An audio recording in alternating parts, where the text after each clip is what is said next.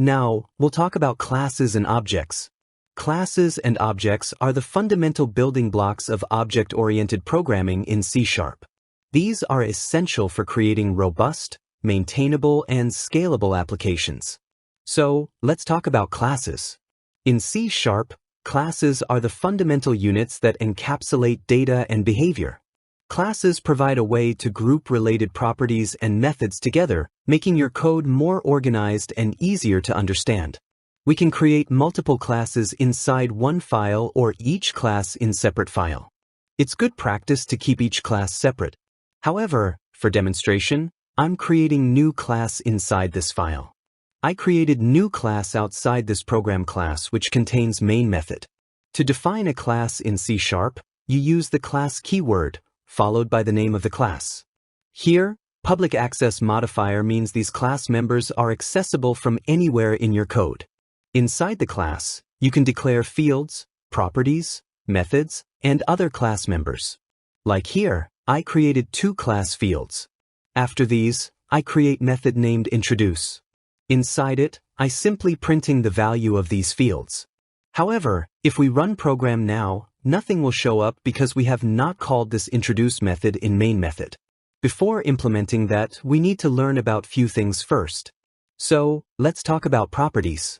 Properties are a special type of class member that provide a way to access and manipulate the data stored in fields. They allow you to add validation, perform calculations, or add extra logic when getting or setting the value of a field. Let's understand it with code example. Here I created this separate bank account class. Inside it, I create private field with decimal data type. By making it private, we can't access this field from outside the class. So, here properties come into play and solve this problem. Here, I create a public property named balance with decimal data type. Inside this property, I created get and set methods. To create get and set methods, we simply use get and set keywords. Inside get method, I'm returning the private field. In set method, I using if statement to ensure the negative value is not stored. Set method is used to set values, so it has a value parameter. We can use it to get the value which is passed to this method. Then in else block, I'm simply assigning the value to the private balance field. This way, we are ensuring that no one access the private field and perform any other operations on it. We are only using this property to get and set the values. Then I created two deposit and withdraw methods. These methods take decimal values as parameters. Inside these, I'm accessing this property to update balance field.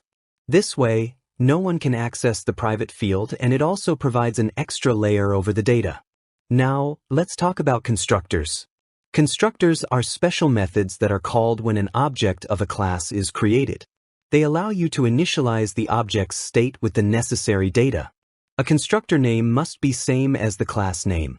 Like here, in person class, I created two properties with same name and data type instead of fields. We can use properties without the fields. Inside these, we can use only get and set keywords.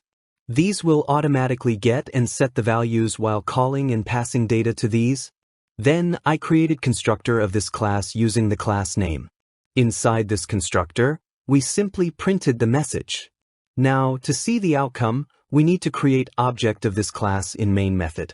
So, let's talk about objects and instances. Objects are instances of a class, which means they're concrete representations of the class with their own unique data. You create objects using the new keyword, which calls the class's constructor to initialize the object.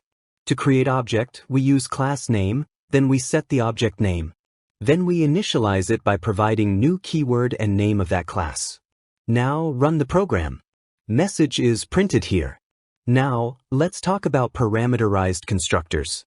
A parameterized constructor is a constructor that accepts one or more parameters. These parameters allow you to set initial values for properties when you create a new instance of the class. By using parameterized constructors, you can ensure that objects are always created with valid initial values. Like here, I created the constructor just like before, but this constructor takes two parameters. Inside it, we are passing parameter values to the properties of the class. Then we created new object of this class. but we provided the argument to constructor on initialization time. C# will automatically call the constructor corresponding to these values, which also means that we can create multiple parameterized constructors just like overloaded methods. Now, to call the introduce method from the class. We can use the object of this class and put method name we want to call.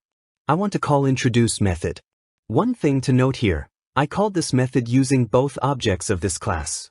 Now run this program.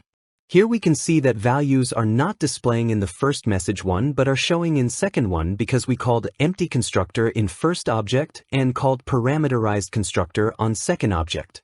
Both objects hold separate version of that class. So, let's talk about class methods. Methods are the actions that a class can perform. They encapsulate the logic and behavior of your class and can accept parameters and return values. Like here, we created this introduce method to print the message. You can learn about methods in the 8th section of this course because everything is same. In that section, we talked about methods in detail, so check that out if you skipped that section. That's all for this section.